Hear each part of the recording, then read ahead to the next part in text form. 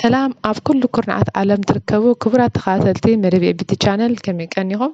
ሎማዓንቲ ሒዘልኩም መፂአ ዘለኹ ኣብ ማይክሮሶፍት ወርድ ብዛዕባ ፎንት ዝብል ኢና ክንርኢ 8ይ ክፋል ሒዘልኩም መፂአ ኣለኹ ናብኡ ተኸታተሉ።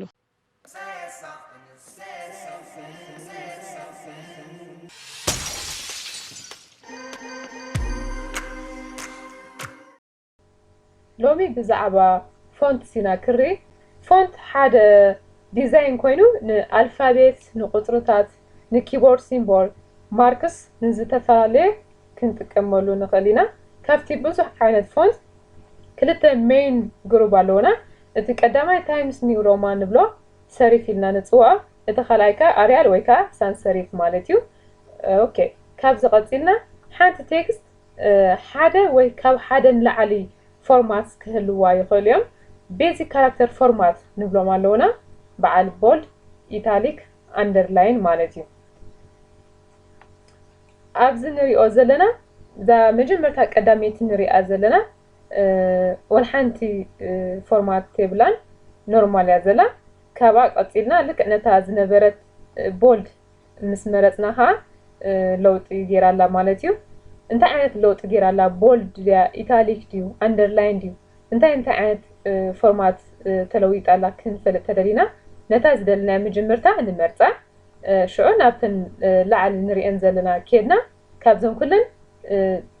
ሰሌክት ኮይና ዘላ ቦልድ እያ ስለዚ እዛ ንሪኣ ዘለና ቦልድ ዓይነት ፎርማት ከም ዘለዋ ክንፈልጥ ንኽእል ኢና እንደገና ከዓ ካብታ ቀዳመይቲ ከዓ ተፈልያ ከም ዘላ ንሪኣ ኣለና ማለት እዩ ቀፂልና ኢታሊክ ኣላትና እዚኣ እውን ነታ ከማ ነታ ዝመረፅና ያለከ መጀመርታ ሰሌክት ንገብር ኣለና ሰሌክት ምስ ገበርና ኣብ ዝላዕለ ኸይድና እንድሕር ኢና ኢታሊክ ካብ ሰለስተን ፀሊማ ንረኽባ እዚ ማለት ከዓ ኢታሊክ ኮይና ከም ዘላ ትሕብረና ማለት እዩ ኣብዚኣ ቀፂልና እውን አንደርላይን እዚ ከዓ መስመር ክንገብረሉ እንድሕር ደሊና ንመርፆ እዩ ልክዕ ንዓ ሰሌክት ምስ ገበርና ከዓ እንታይ ዓይነት ፎርማት ኣለዋ ከዓ ትሕብረና ኣላ ማለት እዩ እዛ መወዳእታ ዘላ ንሪኣ ዘለና ከዓ ልክዕ ምስ ፀለምኳ ወይ ምስ መረፅኳ ክልተአን ተመሪፀና ኣለዋ ኣብዚ ቦልድ ኤንድ ኢታሊክ ስለዚ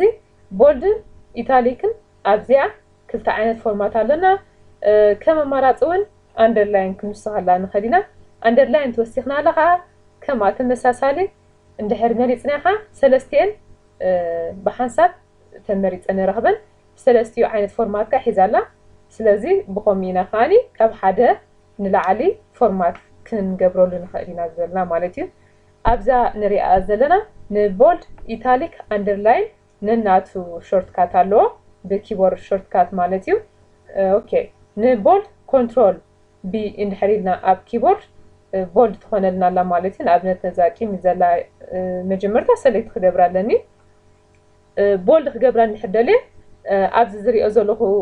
ራይት ክሊክ ቦልድ ክገብራ ይኽእል ንኣብነት ኣብዚኣ ክመርፃ ክእል ካልእቲ ኣማራፂ ኣብ ዝለዓለ መፅአ ቦልድ ቢ ክመርፅ ክእል ቦልድ ኮይና ኣላ ሳልሳይ ኣማራፂ ከዓኒ ብኪቦርድ ኮንትሮል ቢ እንድሕር መሪፀ ከዓ ቦልድ ኮይና ኣላ ስለዚ ብዙሕ ኣማራፂ ኣለኒ ማለት እዩ ንኢታሊክ እንድሕር ኮይና ከዓ ኮንትሮል ኣይ ንአንደርላይን ከዓ ኮንትሮል ዩ እዚ ንሪኦ ዘለና ሾርትካት ክሕግዘና ይኽእል ማለት እዩ ኣብዚ ንኣብነት ነዛ ንሪኣ ዘለና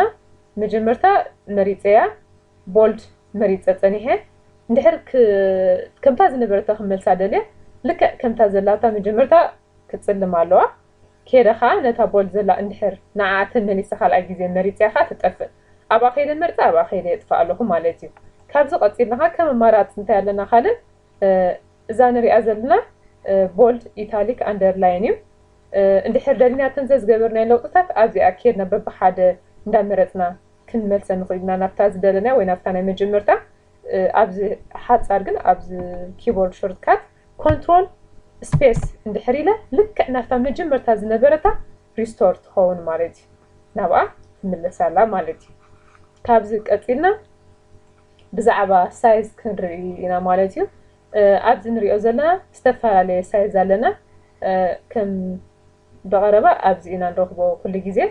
ሕጂ እዛ ኤ ንሪኣ ዘለና 12 ሳይዝ ዓቐን ኣለዋ ቢ ካብኣ ቁርብ ዕብይ ስለ ትብል 20 ኮይና ኣላ ሲ ዕብይ ዝበለት 48 ከምኡ እንዳበለ ከዓኒ ክሳብ 72 ይበፅሕ ሓደ ኢንች እዩ 72 ከዓ ሓደ ኢንች ማለት እዩ ሕጂ ኖርማል ንመንበቢ ጥራይ እንድሕር ደሊና ኩሉ ግዜ 10 ወይ ክሳብ 12 ዘሎ ፖይንትስ ክንመርፅ እኹል እዩ ማለት እዩ ኣብዚ ናይ ሳይዝ ንሪኦ ዘለና ሳይዝ ክንውስኽ እንድሕር ደሊና መጀመርታ ነታ ክንውስኸላ ደሊና ዘለና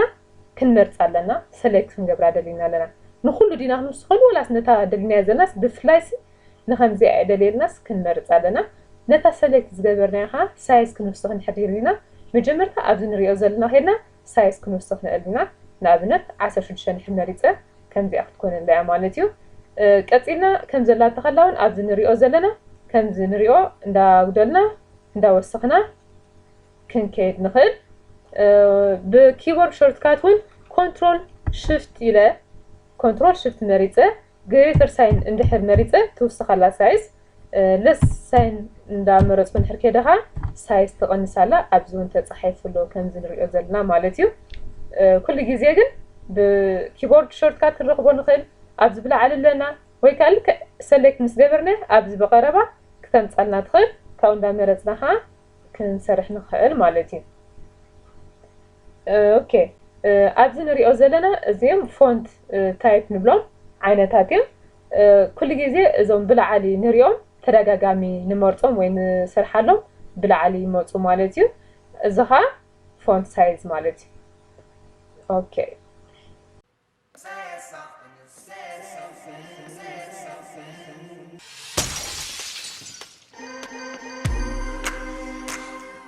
ክቡራት ተኸታተልቲ መደብ ኤቢት ቻነል እዚ ክንከታተሎ ዝፀናሕና ኣብ ማይክሮሶፍት ወርድ ብዛዕባ ፎንት ዝብል ኢና ክንርኢ ፀኒሕና ኣብ ቀፃሊ መቐፀልታ ናይ ፎንት ሒዝና ክንመፅእ ኢና ሰላም ቅና